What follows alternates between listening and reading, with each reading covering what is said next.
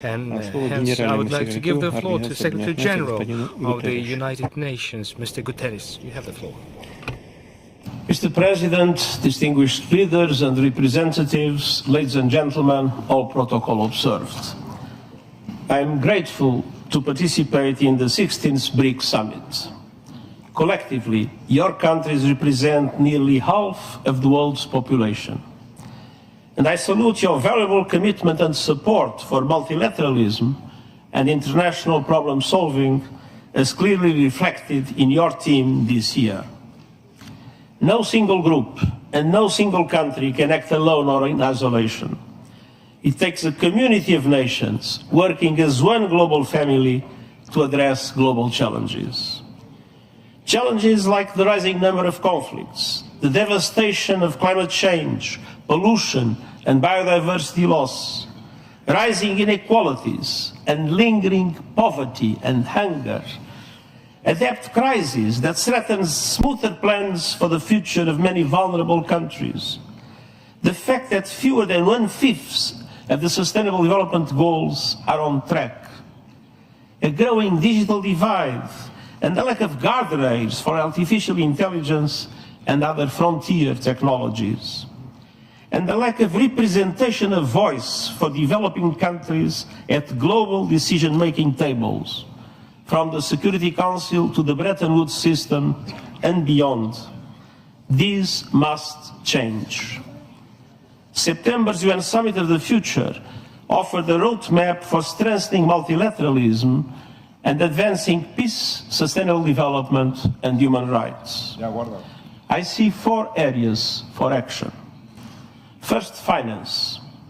Today's international financial system is not offering many vulnerable countries the safety net or level of support they need. The Pact for the Future calls for accelerating the reform of the international financial architecture that is outdated, ineffective, and unfair.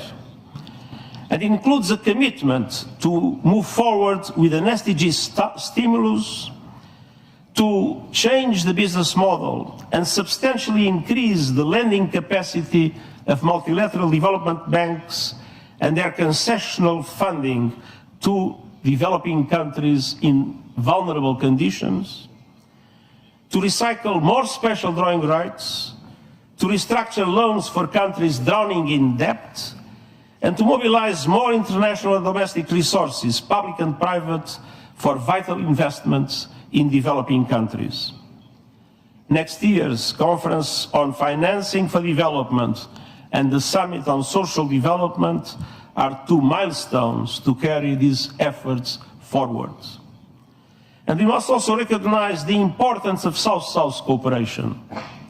It doesn't replace the commitments and obligations of developed countries, but it is providing a growing contribution to supporting developing countries in overcoming obstacles to achieving the SDGs. Second, climate. Every country has committed to limit temperature rise to 1.5 degrees Celsius. That requires dramatic action to reduce emissions now, with the G20 in the lead. COP29 is just weeks away, and that starts the clock for countries to produce new nationally determined contribution plans with the 2035 targets that are aligned with the 1.5 degree goal.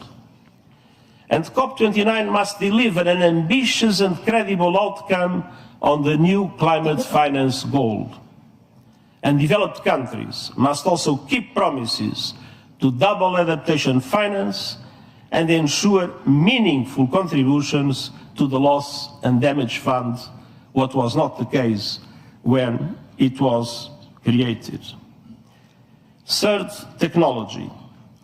Every country must be able to access the benefits of technology. The Global Digital Compact commits to enhanced global cooperation and capacity building. It includes the first truly universal agreement on the international governance of artificial intelligence to give every country a seat at the AI table. It calls for an independent international scientific panel on AI and initiating a global political dialogue on its governance within the United Nations with the participation of all countries. And it requests options for innovative financing for AI capacity building in developing countries. And fourth, peace. We must strengthen and update the machinery of peace. This includes reforms to make the United Nations Security Council reflective of today's world.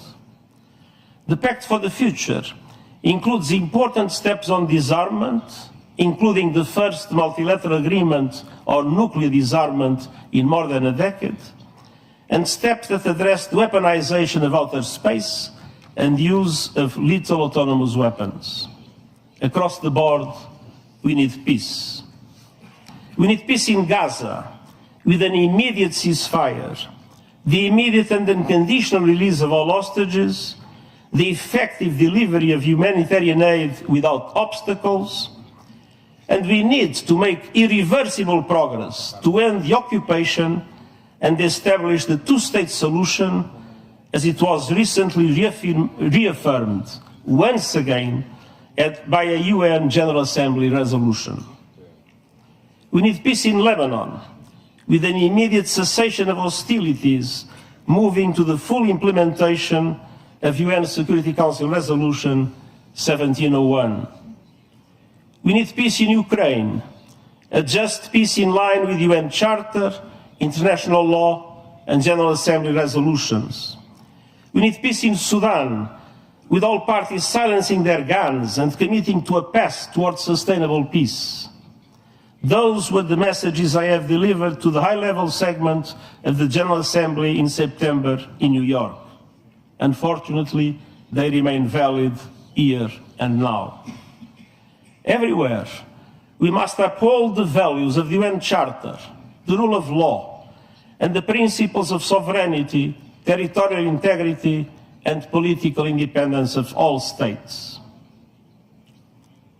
Excellencies, ladies and gentlemen, the Summit of the Future charted a course to strengthen multilateralism for global development and security.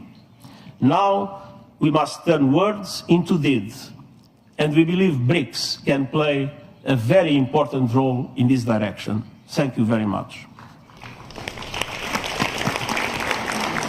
Уважаемый господин генеральный секретарь сказал о том, что мы должны все жить как одна большая семья. Уважаемый господин генеральный секретарь, мы так и живем. Вот в семьях, к сожалению, часто случаются размолвки, скандалы, дележ имущества. Дело иногда доходит и до драки. Цель БРИКС заключается в том, чтобы создать необходимые механизмы взаимодействия и создать благоприятную атмосферу в общем доме. Мы этим занимаемся и будем это делать, в том числе в тесной координации с организацией. Спасибо большое. Уважаемые коллеги, друзья, у нас сейчас небольшой перерыв, и мы сразу же продолжим работу в формате рабочего завтрака. Благодарю вас.